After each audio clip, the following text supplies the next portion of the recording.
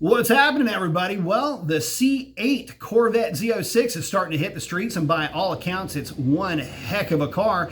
0 to 60 and like right now, with a quarter mile times in the 1060 to 1070 range, it is legitimately quick by anybody's standards. And in fact, the standards that car is upholding is, well, pretty much in line with the standards that some of the higher end performance cars, or at least its contemporaries, would be able to throw down. Brands the likes of McLaren, Porsche, Lamborghini, all are in the same envelope as the new C8 Corvette Z06. But that crew that you're rolling with, you know that phrase, you are who you roll with? Well, it seems like Corvette has kind of adopted that strategy, especially when it comes to price point. Seems like Corvette's got a little bit of an overdeveloped sense of self-worth and is putting that out there for consumption, because that Corvette is now coming in between $130,000 and $140,000, making it equally as unobtainable as the aforementioned crew that it's running with. Now, Corvette has always been the top of the American performance car food chain, for better or for worse, and it threatens to stay there with this new Corvette Z06. But interestingly enough, it really doesn't have any competitors that are out there except for the coming Mustang GT500. See, this is normally where I would start talking about Mopar and where the Corvette would fall in line with the likes of the Red Eye or the Super Stock or whatever, but it doesn't matter because that brand is going, well, not necessarily the brand going away, kind of a Freudian slip. See, if the Challenger and Charger go away, do you really even care about Dodge anymore? I don't know. But I can tell you this, they don't field anything, they being Dodge, that would compete with the Corvette anyway. So it doesn't matter. Moving forward, the only competition the Vet has to look forward to is the soon-to-be-announced GT500. Now, what's going to be powering that thing? Don't know. But whatever it is, it's going to make it fast. And not to mention the fact that Ford's going into motorsports with, well, all guns blazing cannonball style.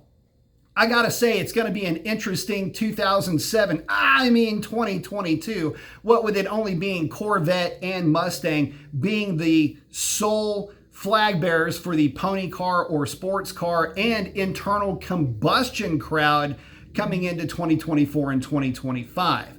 So what do you get for your $140-ish thousand? Well, you get a Corvette mid-engine, looks the part, really screams. Is it worth it? Well, I'm not really sure, because the more I look at it as from an everyman's point of view, the Corvette has now put itself in rarefied air where I can't relate to it anymore. It's not something that I can afford.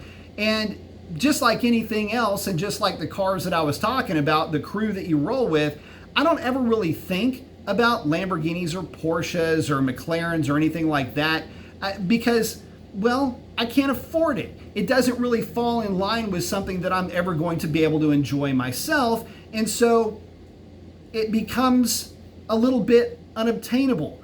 And the unobtainium that it seems to be made out of is going to bleed into basically a sense of apathy for the car. I'm excited for the performance figures. I think that it's neat.